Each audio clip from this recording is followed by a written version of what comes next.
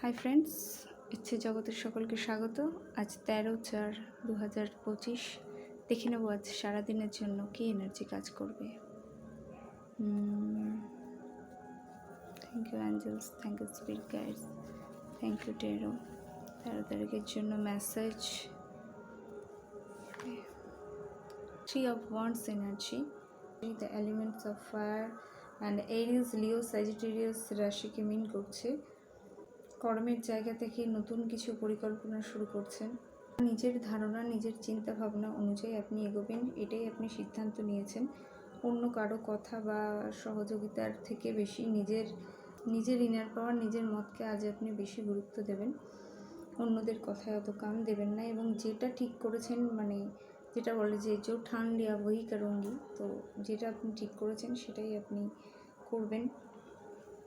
আপনি আপনার নিজের মন, নিজের শরীরকে যেটাই দেবেন, যে ভাবনা চিন্তা, সেটাই কিন্তু আপনার কাছে কামব্যাক করবে। আশেপাশের মানুষদেরও ইন্সপায়ার করবেন।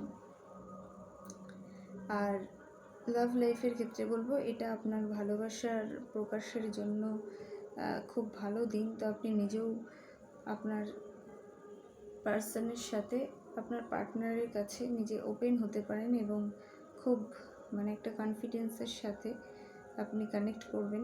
আপনার মধ্যে যে ভালোবাসা, যে অ্যাফেকশন রয়েছে, সেটা আপনি প্রকাশ করবেন।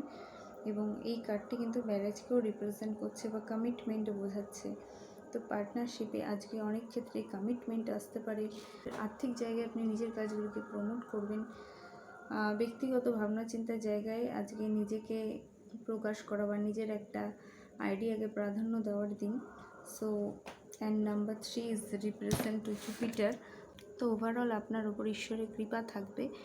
আজকের দিনটিকে খুব সঠিক, পজিটিভলি আপনি এগিয়ে চলুন আজকের দিনটা আপনার খুব ভালো যাবে। গুরুর কৃপা আপনার সাথে থাকবে। আপনি নিজের মধ্যেও একটা পাওয়ার, পজিটিভনেস ফিল করবেন।